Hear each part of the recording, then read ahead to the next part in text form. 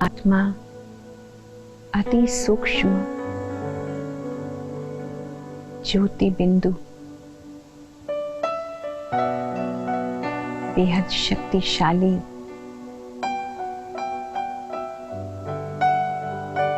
संकल्पों के द्वारा मैं आत्मा सोचने का काम कर रही हूँ। मेरा मन एक मान सरोवर है जिसमें अनेकों लहरें आती रहती है, अनेकों संकल्प आते हैं।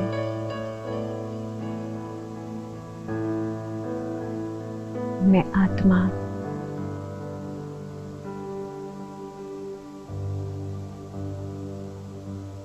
अपने संकल्पों की गति को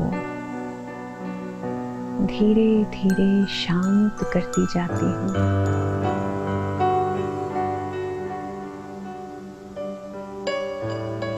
मैं आत्मा कितनी अनुभूतियां कर रही हूँ।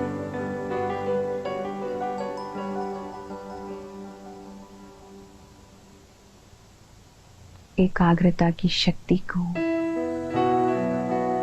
बढ़ाती जा रही हूँ।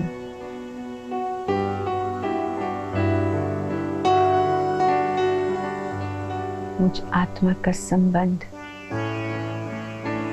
अपने पिता परमात्मा के साथ है।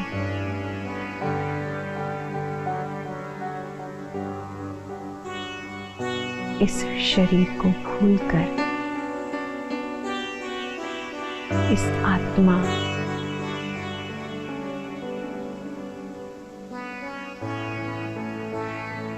अपने पिता परमात्मा के साथ एक अलौकिक संबंध महसूस कर रही हूँ।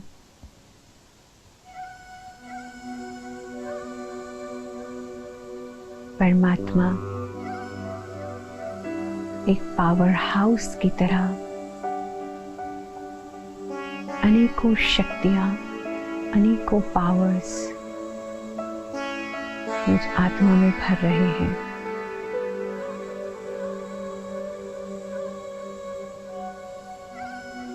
उनकी किरणें मैं अपने ऊपर महसूस करती हूँ।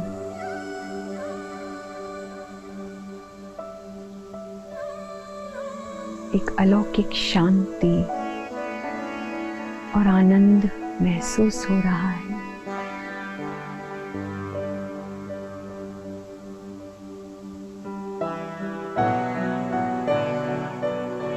मैं आत्मा खुद का राजा बनकर के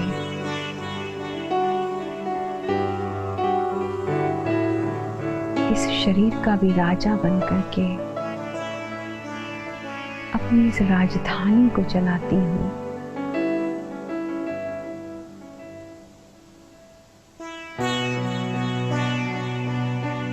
परमात्मा से मुझे अनेकों शिक्षाएं जो भी मिली है, उसके आधार पर मेरा जीवन अब श्रेष्ठ बनता जा रहा है।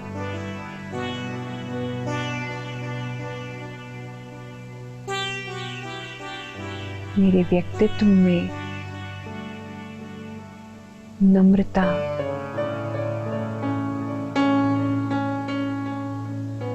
मिठास, सरलता आती जा रही है। अनेकों गुण मैं आत्मा धारण कर रही हूँ।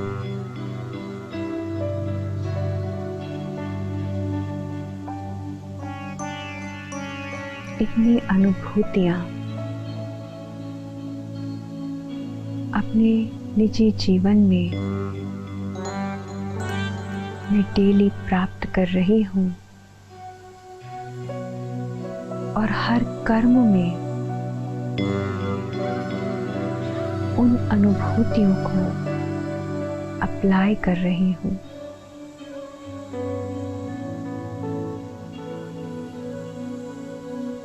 मेरा हर कर्म भी सत्कर्म होता जा रहा है।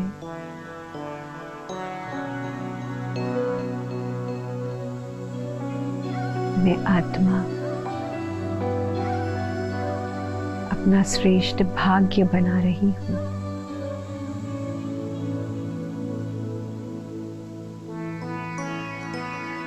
परमात्मा के साथ इस स्नेह के संबंध ने मुझे अनेकों प्राप्तियां कराई है।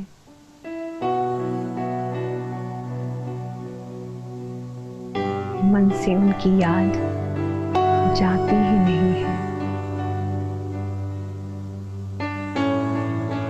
दिल उनका बार बार धन्यवाद करता है।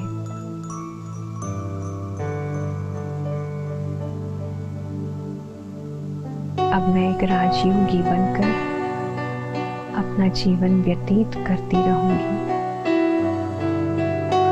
राजयोग का नित्य अभ्यास करती रहूंगी।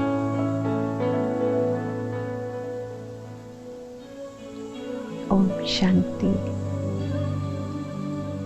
ओम शांति, ओम शांति।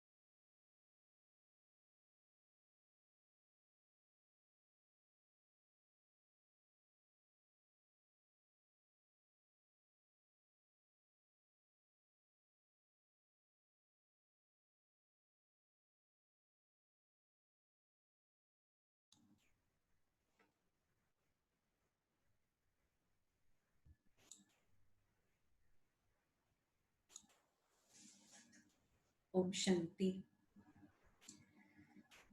आज प्यारे बाबा के मीठे महावाक्य। शिव बाबा हम सब बच्चों को सर्वोच्च श्रेष्ठ बनने की शिक्षा देते हैं और बाबा कहते सर्वोच्च और श्रेष्ठ बनने का यही युग है, यही समय है और कोई ऐसा समय नहीं है जब हम सर्वोच्च श्रेष्ठ महान इतने उत्तम बन सके। हमारा लक्ष्य भी देखो कितना ऊंचा है, कितना महान है। नर से नारायण बनने का हमारा ये लक्ष्य है और हमारी पढ़ाई भी कितनी यूनिक है। संसार में ऐसी पढ़ाई तो कोई पढ़ता ही नहीं है ना। तो बाबा हम बच्चों को कहते हैं संगम युग का एक एक सेकंड बहुत ही मूल्यवान है, बहुत वैल्यूबल है। तो एक सेकंड भी इसका नहीं गंवाना। जो बचा हुआ है थोड़ा सा समय, उस समय का भी सदुपयोग करना है, उस समय को भी सफल करना है। फिर बाबा ने कहा कि तुम बच्चों को के पास कौन सी नॉलेज है जिसके कारण से तुम किसी भी हालत में रो नहीं सकते। ऐसा कौन सी नॉलेज तुम्हारे पास है। बहुत बार क्या होता है, हम बच्चों को रोना आता है ना, तो बहुत बच्चों को रोना आता है, मेरे साथ ही ऐसा क्यों हुआ। फिर दूसरा, कुछ बच्चे ऐसे हैं जो ज्ञान को भी कभी कभी उल्टा उठाते हैं। कैसे उठाते हैं उल्टा ज्ञान? कैसे उठाते हैं उल्टा ज्ञान कि मेरे साथ ये दोबारा होगा। हाँ, जो अब तक मेरे साथ हुआ ड्रामा अनुसार ये फिर से रिपीट होगा। तो उसको भी ज्ञान को उल्टा उठाना कहा जाता है। तो कभी भी ज्ञान को हम उल्टा ना उठाएं। जो बीत गया, बाबा ने कहा जो बीत गया वो बीत गया, लेकिन आपको ये ज्ञान तो मिला कि अब मेरा भविष्य मेरे हाथ में है, वो सुधरना, वो अच्छा है, वो श्रेष्ठ है, वो महान है। तो जो आने वाला समय है वो तो आपके हाथ में है ना। तो वो भाग्य बनाने की कलम तो बाबा ने हम बच्चों के हाथ में दे दी है। तो जिसका इतना श्रेष्ठ भाग्य है, उसके साथ अंत में थोड़ा बहुत ऊपर नीचे होता है, तो उतना तो हमारे अंदर बाबा शक्ति भी भरता है ना, उस चीज को ओवरकम करने की, उस चीज को कम करने की। तो बाबा कहते हैं ये बना बनाया ड्रामा है, ये नॉलेज ही ऐसी है ना, इस नॉलेज में हमारा पार्ट बहुत यूनिक है। तो इसलिए अपने पार्ट को देख करके बहुत लोगों को रोना आ जाता है, तो रोना नहीं चाहिए उसमें, लेकिन हमें इस ज्ञान को, ज्ञान की समझ से उस चीज को हैंडल करना चाहिए। तो आज प्यारे बाबा के 21 नवंबर के महावाक्य, शिव बाबा कहते हैं, मीठे बच्चे, ये संगम युग सर्वोत्तम बनने का शुभ समय है, क्योंकि इसी समय बाप तुम्हें नर से नारायण बनाने की पढ़ाई पढ़ाते हैं। फिर प्रश्न है, तुम बच्चों के पास ऐसी कौन सी नॉलेज है जिसके कारण तुम किसी भी हालत में रो नहीं सकते? उत्तर है, बाबा ने कहा, तुम्हारे पास इस बने बनाए ड्रामा की नॉलेज है। तुम जानते हो इसमें हर आत्मा का अपना पार्ट है। बाप हमें सुख का वर्षा दे रहे हैं, फिर हम रो कैसे सकते? अभी भी हमें जो चिड़चिड़ापन आता है अपने घर वालों से कि मेरी कोई सुनता नहीं, मेरी कहीं चलती नहीं, तो बाबा कहते कि रोना क्यों आता है, किस बात पे रोना आता है? परवाह थी, हमें किसकी परवाह थी? बाबा कहते तुम्हें परवाह थी पार ब्रह्म में रहने वाले की, अब वह मिल गया, बाकी क्या चाहिए? बख्तावर बच्चे कभी भी रोते नहीं है। अब जरा बताओ कौन से बच्चे ऐसे हैं जो रोए? हाँ, कल किसी को रोना तो नहीं आया किसी बात में? तो बाबा तो देखते हैं ना कौन से बच्चे रोते हैं, तो जो रोता है उसके लिए बाबा फिर मुरली भी चला लेते हैं, है ना। तो जिनको रोना आया होगा ना कल या फिर आज भी, किसी को रोना आया होगा तो उनके लिए बाबा ने ये मुरली चलाई है। तो अपनी चेकिंग कर लेना खुद से।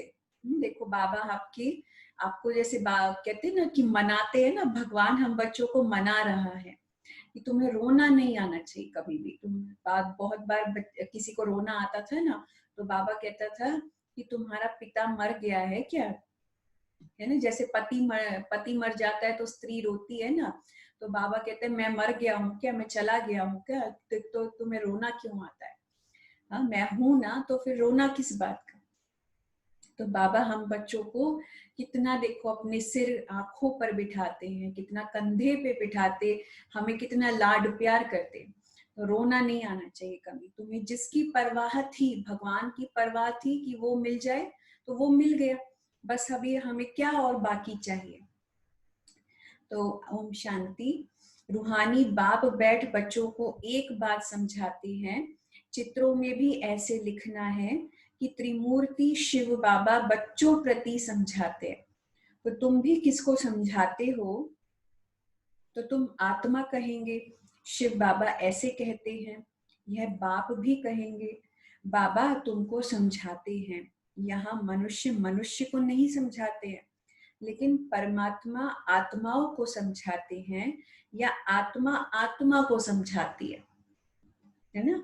तो यहाँ पे हम लोग बच्चे ये नहीं कहते ना कि मैं दीदी तुमको पढ़ा रही हूँ या दीदी तुमको समझा रही हूँ, नहीं, मैं आत्मा मुरली सुना रही हूँ। और किनको सुना रही हूँ? कितनी सारी आत्माओं को सुना रही हूँ। हमें भी शिक्षा किसने दी? परमात्मा हम आत्माओं को सिखाते हैं, लेकिन मनुष्यों को बाबा कहते हैं हम यूज ही नहीं करते वो वर्ड। ज्ञान सागर तो शिव बाबा ही है, और वह है रूहानी बाप। तो इस समय रूहानी बच्चों को रूहानी बाप से वर्षा मिलता है। तो जिस्मानी अहंकार बाबा कहते हैं यहाँ छोड़ना पड़ता है ना। जिस्मानी अहंकार किसी भी बात का, हमें कैसा अहंकार? तो इस समय तुमको देही अभिमानी बन बाप को याद करना है।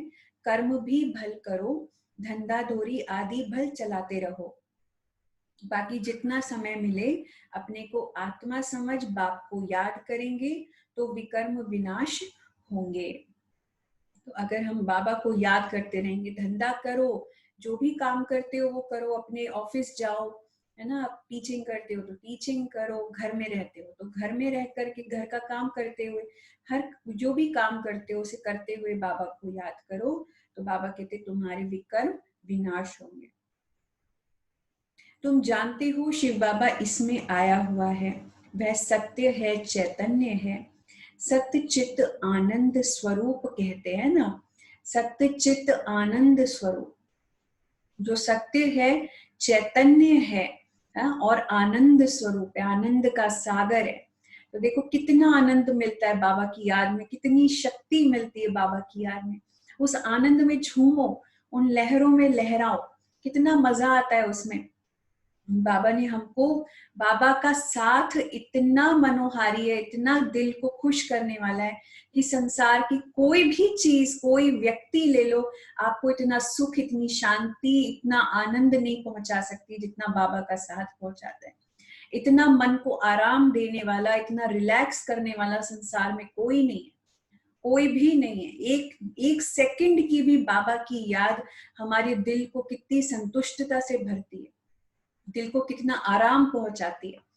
तो बाबा कहते कि उस एहसास को अपने अपने अंदर भर लो, उस शक्ति को अपने अंदर भर लो, कि उस महसूसता को अपने अंदर भरो कि मेरा बाबा मेरे साथ है। ब्रह्मा विष्णु शंकर अथवा कोई भी मनुष्य मात्र की यह महिमा नहीं है ना। क्या कौन सी महिमा? सत्य चित आनंद स्वरूप। ऊंचते ऊंच भगवान तो एक ही है, वह है सुप्रीम सोल। यह ज्ञान भी तुमको सिर्फ इस समय है, फिर कभी मिलना नहीं है। हर 5000 वर्ष बाद बाप आते हैं तुमको आत्म अभिमानी बना करके बाप को याद कराने, जिससे तुम तमो प्रधान से सतो प्रधान बनते हो। और कोई भी बाबा कहते उपाय नहीं है, और कोई उपाय नहीं है। भल मनुष्य पुकारते भी हैं, हे पतित पावन आओ, परंतु अर्थ नहीं समझते। पतित पावन सीताराम कहे तो भी ठीक है। बाबा कहते तुम सब सीताएं अथवा भक्तियां हो, वह है एक राम भगवान, है ना। और तुम भक्तों को फल चाहिए भगवान के द्वारा, मुक्ति व जीवन मुक्ति। बाबा कहते यह है फल, है ना। हमें जो अपनी भक्ति का जो फल मिला है, आप सब भी भक्ति तो करते थे ना पहले, तो जो भक्ति की उसका फल क्या है? उसके बदले में कुछ तो मिलना चाहिए ना। इतनी भक्ति करते हो, इतना सब कुछ भगवान को याद करते हो, इतने तीर्थ स्थानों पर जाते हो, चक्कर काटते हो, पैर घिसते हो, सब कुछ करते हो, माथे टेकते हो, तो ये सब करते हो, इतनी पूजा अर्चना करते हो, भजन कीर्तन करते हो, किस लिए करते हो? कुछ तो चाहिए ना। तो वो भक्ति का फल क्या है? अगर भगवान को याद कर रहे हो तो भगवान मिलना चाहिए ना। तो भक्ति का फल क्या है? दो चीजें हैं, एक तो मुक्ति और एक जीवन मुक्ति। तो बाबा कहते जिन्होंने सच्चे दिल से भक्ति की है, ईश्वर को प्राप्त करने के लिए भक्ति की है ना, उनको ये दो फल प्राप्त होते हैं। क्या? एक तो परम धाम मुक्ति जाना, मुक्ति धाम में जाना, और दूसरा फिर जीवन मुक्ति अर्थात सतयुग में आना। ये दो फल उनको प्राप्त होते हैं।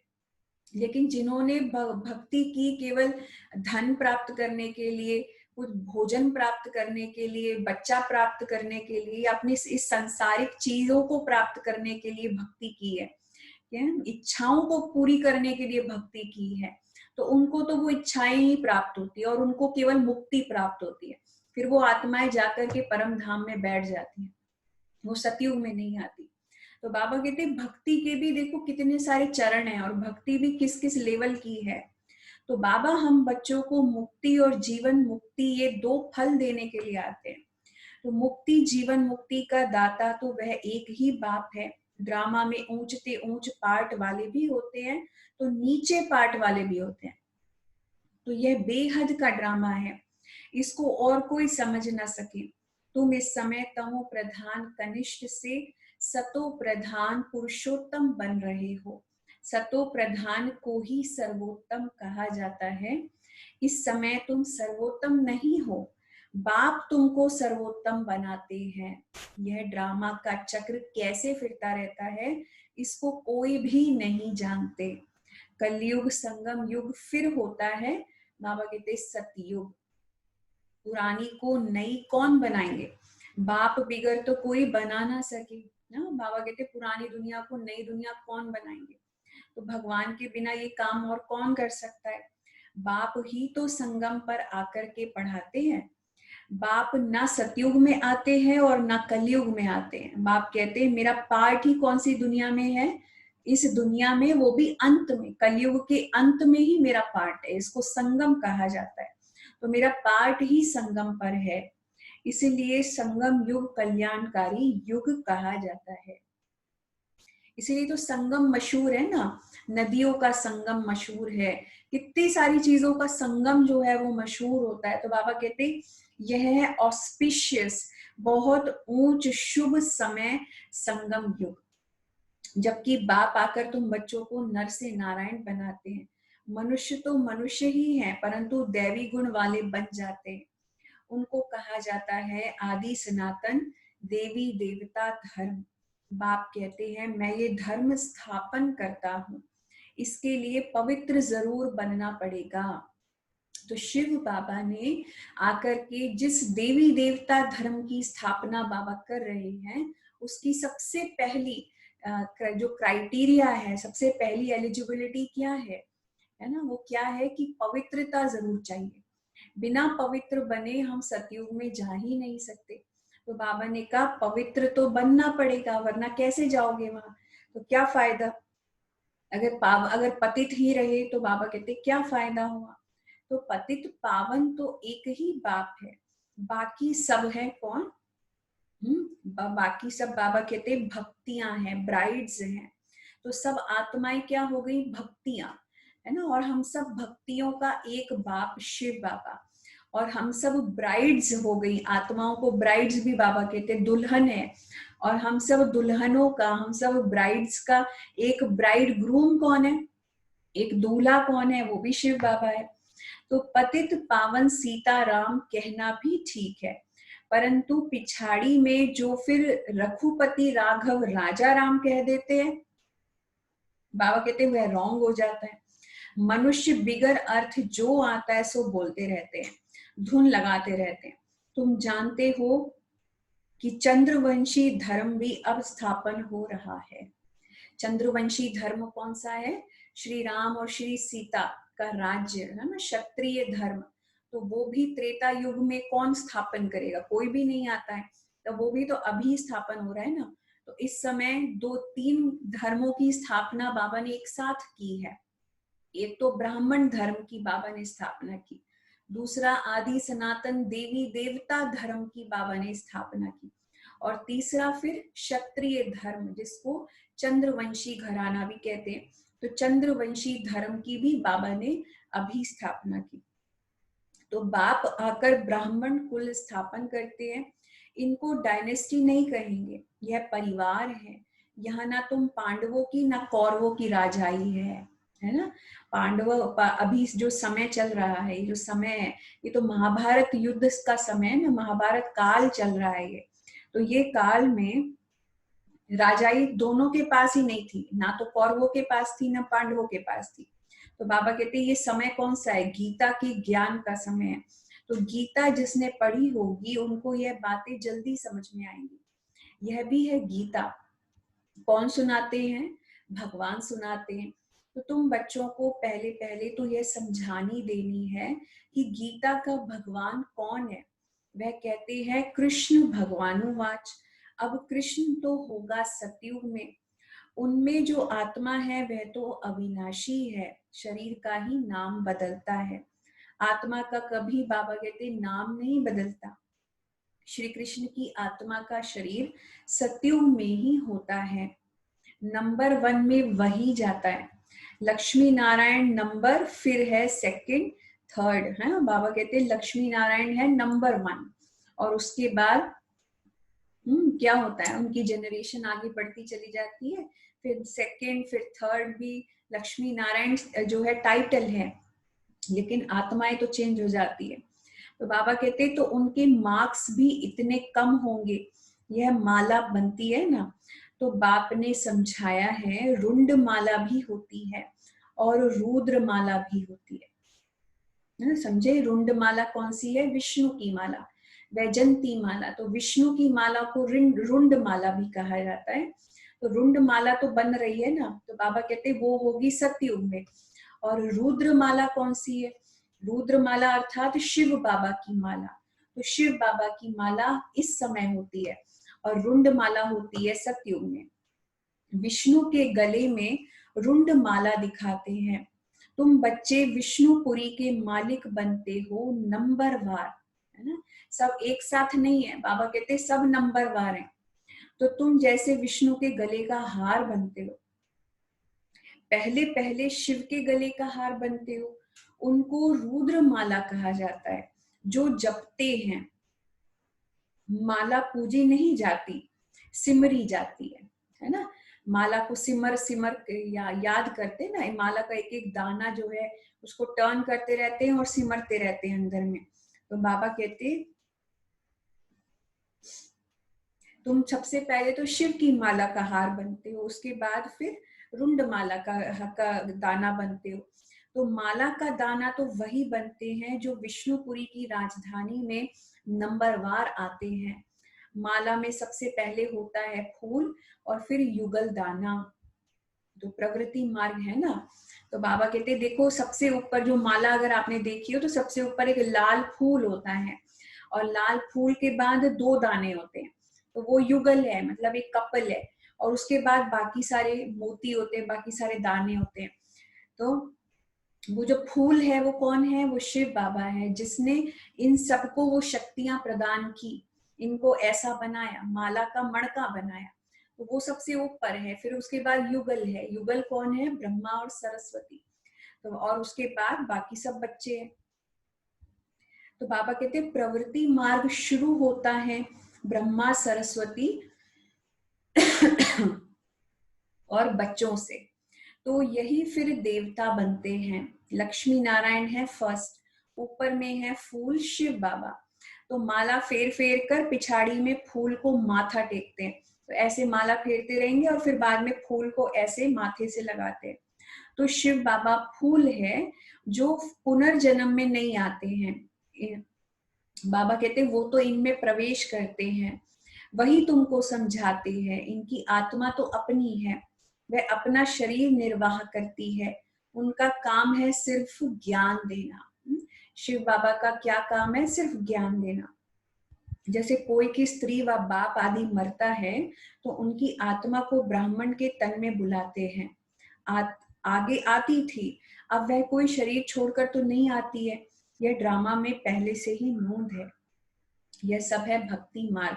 तो बाबा कहते पहले पहले क्या होता था कि कोई को श्राद्ध खिलाते थे या कुछ करते थे तो क्या करते थे, ब्राह्मण में वो आत्मा जो गई उसको बुलाते थे। तो वो आत्मा आती थी, कैसे आती थी? वंडरफुल ड्रामा है, वंडरफुल ड्रामा में नोंद है। बाबा कहते वो भी सब बाबा जो है मर्ज करता है। देखो हर एक की भावना के अनुसार बाबा जो है उसको भावना का भाड़ा जरूर देता है। तो वह आत्मा तो गई लेकिन जाकर दूसरा शरीर लिया। तो तुम बच्चों को अभी ये सारा ज्ञान मिल रहा है, इसलिए कोई मरता है तो भी तुमको कोई चिंता नहीं है। अम्मा मरे तो भी हलवा खाना। हाँ, और जे बाबा कहते हैं कि अच्छा अम्मा मरे तो भी हलवा खाना, इसका अर्थ क्या है ना। बहुत से लोग इसका अर्थ ही गलत निकाल लेते हैं। बाबा कहते हैं ज्ञान मिल रहा है, तो ज्ञान मिल रहा है तो अगर कोई मरता है तो भी तुम्हें रोने की दरकार नहीं है, चिंता करने की दरकार नहीं है। तो हर कोई जो है अपने ड्रामा प्लान अनुसार, अपने पार्ट के अनुसार शरीर छोड़ता है। तो कोई किसी को हम ब्लेम भी नहीं कर सकते कि ये ऐसे क्यों हो गया, ये सिचुएशन ऐसी क्यों है। ना आप प्रकृति को दोष दे सकते हो, ना किसी व्यक्ति को दोष दे सकते हो। सब कुछ ड्रामा प्लान अनुसार हो रहा है, क्योंकि हर आत्मा के कार्मिक जो अकाउंट्स हैं वो चुकतू होने हैं। तो जैसे जैसे वो चुकतू होंगे वैसे वैसे वो आत्मा का पार्ट फिर दूसरा खुलेगा। तो इसीलिए बाबा कहते हैं चिंता की कोई बात नहीं होनी चाहिए। तो बाबा ने क्या कहा? अम्मा मरे तो भी हलवा खाओ, बुआ मरे तो भी हलवा खाओ। तो ये शांता बहन का मिसाल है। बाबा ने शांता बहन का मिसाल दिया है, क्योंकि वो हलवा खाने का क्या मतलब है? ये नहीं कि हलवा पका के खाओ, हलवा कौन सा? ज्ञान का हलवा। तो ये जो शिव बाबा हमें मुरली सुनाते हैं ना, तो किसी के घर में मृत्यु भी हो जाती है, कुछ हो जाता है, तो हम क्या करते हैं? बाबा कहते हैं कि बहुत से बच्चे हैं ना, उनको ये परवाह नहीं रहती कि मुरली मिस कर देते हैं। तो बाबा कहते कुछ भी हो जाए लेकिन मुरली मिस नहीं होनी चाहिए। तो ये ज्ञान का हलवा जो है ना, हमें नियमित रूप से रोज खाना है। तो जैसे आप 4 बादाम रोज खाते हो, है ना, खाना रोज खाते हो, है ना, तो वो खाना खाना भूलते नहीं है ना। कोई मर भी जाए तो भी खाना तो खाते हो ना, खाना खाते हो या नहीं खाते, या ये सोचते हो आज खाना नहीं खाएंगे, है ना। तो ऐसा नहीं होता है, भोजन तो करना पड़ता है, शरीर को भोजन तो चाहिए ना, तो आत्मा को भी तो भोजन चाहिए। तो बाबा इसलिए कहते हैं कि कुछ भी हो जाए, कोई भी परिस्थिति हो, लेकिन आत्मा को उसका भोजन जरूर देना है। तो बच्ची ने, शांता बहन का इसमें बाबा ने मिसाल दिया, बच्ची ने जाकर उन्हों को समझाया कि तुम रोते क्यों हो। उसने तो जाकर दूसरा शरीर लिया, रोने से लौट थोड़ी आएगी, बख्तावर थोड़ी रोते हैं। देखो बाबा ने ये मिसाल दिया है शांता बहन का, कि उन्होंने जाकर के जो रो रहे थे उनको समझाया कि जिस आत्मा के लिए रो रहे हो उसने तो दूसरा शरीर धारण भी कर लिया है। अब आप जो रो रहे हो उससे वो वापस थोड़ी ना आ जाएगा। तो बाबा ने कहा कि जो बख्तावर बच्चे होते हैं, शक्तिशाली होते हैं अंदर में, है ना, पक्के जो होते हैं, वो कभी भी रोते नहीं है। तो वहां बाबा कहते सबका रोना बंद कराए, समझाने लगी। तो ऐसे बहुत बच्चियां जाकर समझाती है। तो मतलब आपको भी ऐसे ही करना है ना। तो सबसे पहले अपने ऊपर अप्लाई करो। तो बाबा ने कहा ऐसे ऐसे बच्चे बनो जो दूसरों का रोना बंद कर दे। तो अभी रोना बंद करो, झूठे ब्राह्मण भी नहीं खिलाओ। तो हम सच्चे ब्राह्मणों को ले आते हैं, फिर ज्ञान सुनने लग जाते हैं, समझते हैं यह बात तो ठीक ही बोलते हैं। ज्ञान सुनते सुनते सब शांत हो जाते हैं, है ना। तो 7 दिन के लिए कोई भागवत आती रखते हैं तो भी मनुष्य के दुख दूर नहीं होते हैं। यह बच्चियां तो सबके दुख दूर कर देती हैं। तो तुम समझते हो कि रोने की तो दरकार ही नहीं है। ये तो बना बनाया ड्रामा है, हर एक को अपना पार्ट बजाना है। कोई भी हालत में बाबा कहते रोना नहीं चाहिए। बेहद का बाप, टीचर, गुरु मिल गया जिसके लिए तुम इतना धक्का खाते रहते थे। हाँ, कौन मिल गया? तो जिसके लिए इतना तड़पते थे, इतना भगवान कब मिलेगा, कैसे मिलेगा। तो बाबा कहते इतना धक्का खाते थे, वो बेहद का बाप, टीचर, सतगुरु मिल गया। तो अब तुम्हें बाकी क्या चाहिए? पार ब्रह्म में रहने वाला परमपिता परमात्मा मिल गया, तो बाकी क्या चाहिए? बाप देते ही हैं सुख का वर्षा, तुम बाप को भूल जाते हो। हाँ, तुम बाप को भूल जाते हो, तब रोना आता है। तब रोना पड़ता है। जो बाप को भूलेगा उसको रोना पड़ेगा। बाबा कहते बाप को याद करेंगे तो खुशी होगी। ओहो, हम तो विश्व के मालिक बनते हैं, फिर 21 पीढ़ी कभी रोएंगे ही नहीं। कितनी खुशी की बात है। चलो अभी रोना आता भी है तो बाबा कहते हैं अब रोना भूल जाओ, क्योंकि अब तुम नई दुनिया में जहां जाने वाले हो ना, वहां 21 जन्म तुम्हें रोना नहीं आएगा कभी। हम तो विश्व के मालिक बनते हैं, फिर 21 पीढ़ी कभी रोएंगे नहीं। 21 पीढ़ी अर्थात पूरा बुढ़ापे तक अकाले मृत्यु नहीं होती, है ना, पूरी आयु करके शरीर छोड़ते हैं। तो बाबा कहते तो अंदर में कितनी गुप्त खुशी रहनी चाहिए। तुम जानते हो हम माया पर जीत पाकर जगत जीत बनेंगे, हथियार आदि की कोई बात नहीं। तुम हो शिव शक्तियां, तुम्हारे पास है ज्ञान कटारी, ज्ञान बाण। उन्होंने फिर भक्ति मार्ग में देवियों को स्थूल बाण मतलब खड़ग आदि दे दी है ना। तो जैसे कि ज्ञान बाण हम चलाते हैं ना, कितने सारे ज्ञान की बातें सुनाते हैं। तो बाबा कहते हैं तुम्हारे पास हम लोग कौन सी कटारी चलाते हैं? ज्ञान कटारी चलाते हैं, ज्ञान बाण मारते हैं। उन्होंने फिर क्या किया उसी का, कि देवियों के हाथ में बहुत सारे अलंकार दे दिए। उनके हाथ में देखो भाला दे दिया, उनके हाथ में त्रिशूल दे दिया, उनके हाथ में खड़ग दे दिया, धनुष बाण दे दिया, सब कुछ दे दिया। कितने सारे हथियार उनके हाथ में दे दिए। अगर आज के डेट में कोई माता या कोई बहन इतने सारे हथियार हाथ में लेकर के सड़क पे निकल जाए या आपके घर में खड़ी हो जाए ऐसे करके, तो आप क्या करोगे? कैसी लगेगी वो माता या बहन? लगेगी ना चंडिका लगेगी ना। ये तो क्या क्या उसको उससे डर लगेगा ना, महसूस होगा। तो उसकी पूजा थोड़ी ना करेंगे, पूजा करने की बजाय डर के भागोगे या पूजा करोगे उसकी? तो बाबा कहते कि ये सब अलंकार क्या है, कैसे है, ये सब अलंकार है ना, निशानियां हैं, ये सूक्ष्म इनके मीनिंग है। तो ऐसे थोड़ी ना कि कोई ऐसी बहनें थी जो सचमुच में इतने सारे हथियारों को लेकर के चलती थी, ऐसा नहीं था। लेकिन ये हमारी अष्ट शक्तियां हैं जो आत्मा के अंदर है। इन शक्तियों को उन्होंने अलंकारों के रूप में, ये हथियारों के रूप में दिखा दिया है। तो बाप कहते हैं ये ज्ञान की तलवार है, ज्ञान की तलवार से विकारों को जीतना है। बाकी देवियां कोई हिंसक थोड़ी थी। तो यह सब है भक्ति मार्ग। साधु संत आदि है निवृत्ति मार्ग वाले, वह प्रवृत्ति मार्ग को जानते ही नहीं। तुम तो संन्यास करते हो सारी पुरानी दुनिया का, पुराने शरीर का। अब बाप को याद करेंगे तो आत्मा पवित्र हो जाएगी, ज्ञान के संस्कार ले जाएंगे, तो उस अनुसार नई दुनिया में जन्म लेंगे। अगर यहाँ भी जन्म लेंगे तो भी कोई अच्छे घर में राजा के पास व रिलीजियस घर में वह संस्कार ले जाएंगे, है ना। तो बाबा कहते कि अगर या तो जब शरीर अभी भी अगर छोड़े तो अगला जन्म जो होगा वो भी अच्छे परिवार में होगा, एक रिलीजियस फैमिली में जन्म होगा। और बाबा कहते और अगर पूरा संगम युग पूरा करके जन्म लेते तो कहाँ जाएंगे, सतयुग में जाएंगे। तो सबको प्यारे लगेंगे, कहेंगे यह तो देवी है, कृष्ण की कितनी महिमा गाते हैं, छोटेपन से दिखाते हैं कि माखन चुराया, मटकी फोड़ी, यह किया। तो बाबा कहते कितने कलंक लगाए हैं। अच्छा फिर कृष्ण को सांवरा क्यों बनाया है, वहां तो कृष्ण गोरा होगा ना। फिर शरीर बदलता रहता है, नाम भी बदलता रहता है।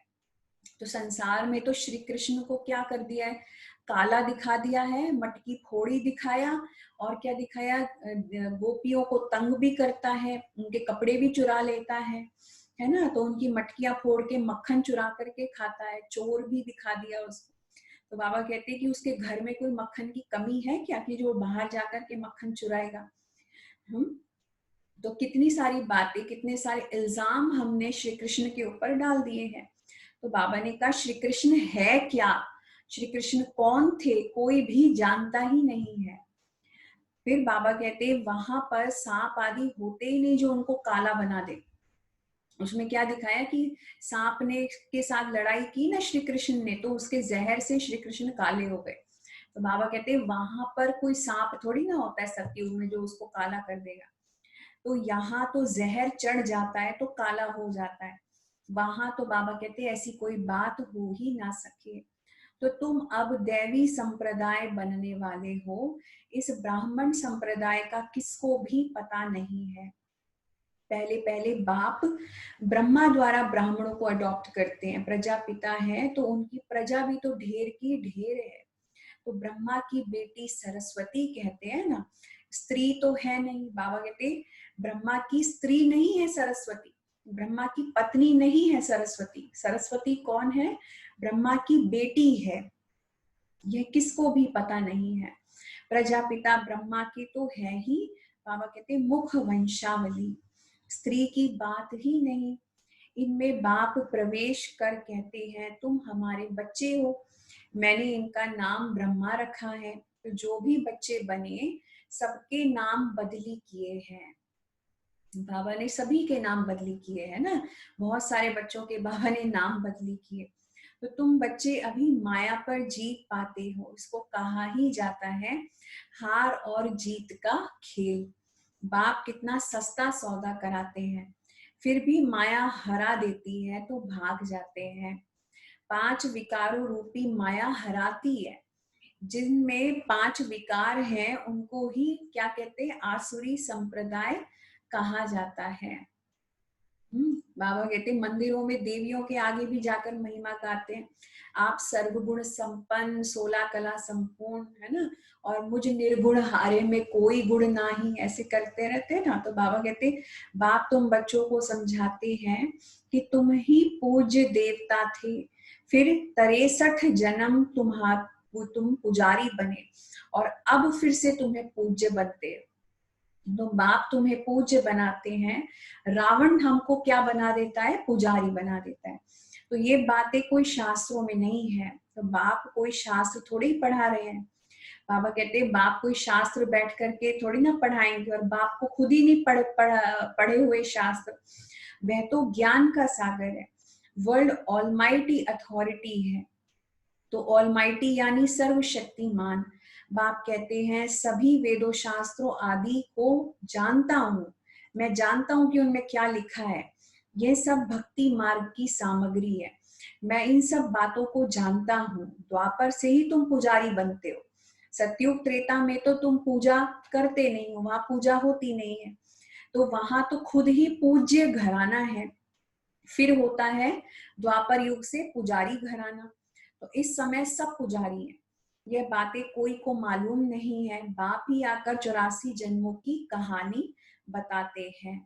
पूज्य पुजारी है, तुम्हारे ऊपर ही सारा खेल रहता है, हिंदू धर्म कह देते हैं।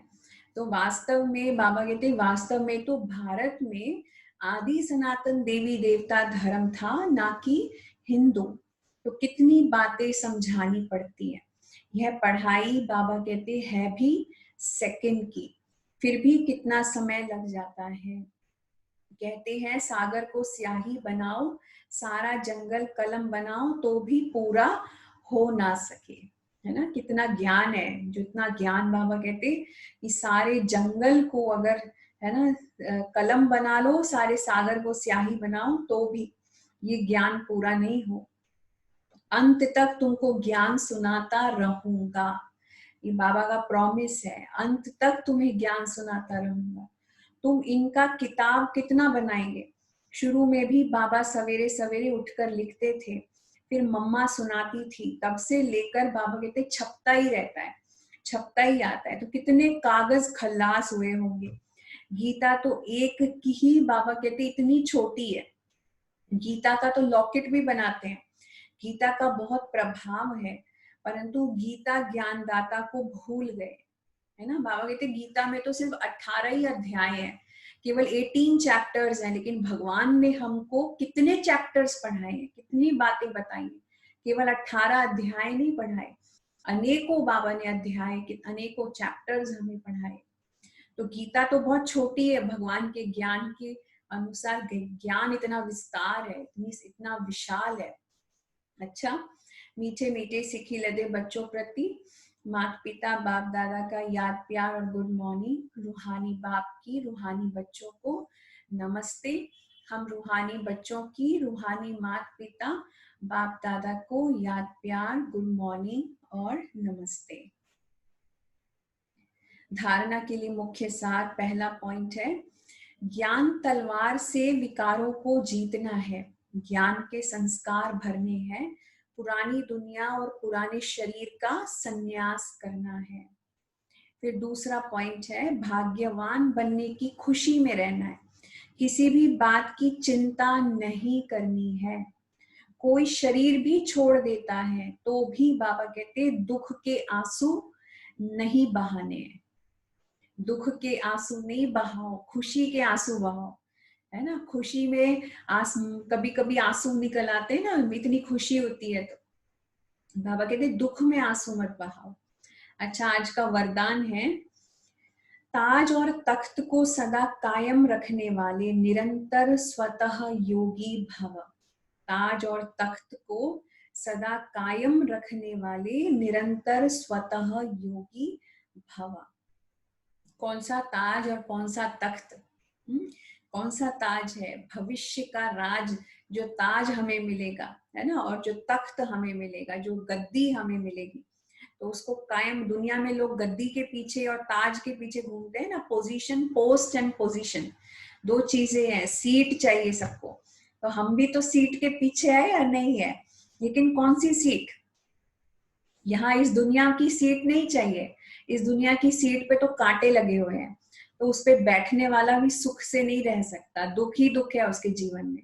लेकिन हमें चाहिए सुख की दुनिया में सुख की सीट, है ना, वहां का ताज और वहां का तख्त चाहिए।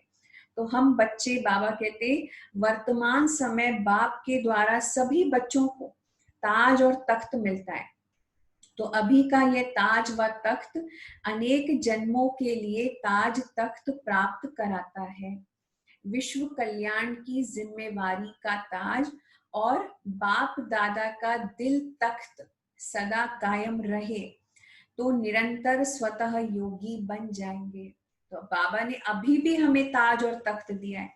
कौन सा ताज दिया है कि हमें सारे विश्व का कल्याण करना है। तो ये बहुत बड़ी जिम्मेदारी है। बाबा कहते हैं विश्व कल्याण की जिम्मेवारी का ताज हमारे सर पर है। तो ये जिम्मेवारी है ना हमारे ऊपर। तो ये ताज फिर बाद में सतयुग में रतन जड़ित ताज और जो लाइट का ताज है उससे रिप्लेस हो जाएगा। फिर बाबा कहते हैं इस समय दिल का जो भगवान के दिल का तख्त हमें मिला हुआ है कि हम बाबा के दिल में निवास करते हैं। तो बाप दादा का दिल तख्त, ये दो चीजें ताज और तख्त सदा कायम रहे तो निरंतर स्वतः योगी बन जाएंगे। उन्हें किसी भी प्रकार की मेहनत करने की बात नहीं है, क्योंकि एक तो संबंध समीप का है, दूसरा प्राप्ति अखुट है ना, बेहद प्राप्ति है। तो जहां प्राप्त होती है वहां स्वतः याद भी होती है। समझे। फिर स्लोगन है, प्लेन बुद्धि से प्लान को प्रैक्टिकल में लाओ तो सफलता समाई हुई है। प्लेन बुद्धि से प्लान को प्रैक्टिकल में लाओ तो सफलता समाई हुई है। प्लेन बुद्धि अर्थात है ना, हमारी बुद्धि में कोई, बाबा कहते जब जैसे पहाड़ चढ़ रहे होते, ऊबड़ खाबड़ जमीन होती है तो चलना मुश्किल हो जाता है ना। अगर प्लेन धरती है तो चलना आसान होता है। तो बुद्धि को भी प्लेन बनाओ अपनी। अगर बुद्धि में भी ऊटपटांग संकल्प आते रहेंगे ना तो चलना मुश्किल होगा, आगे बढ़ना मुश्किल होगा, तो बहुत सारी रुकावटें भी आती रहेंगी। इसलिए बुद्धि को प्लेन बनाओ। तो प्लेन बुद्धि से काम करोगे तो प्लान भी प्रैक्टिकल में फिर सफल होंगे।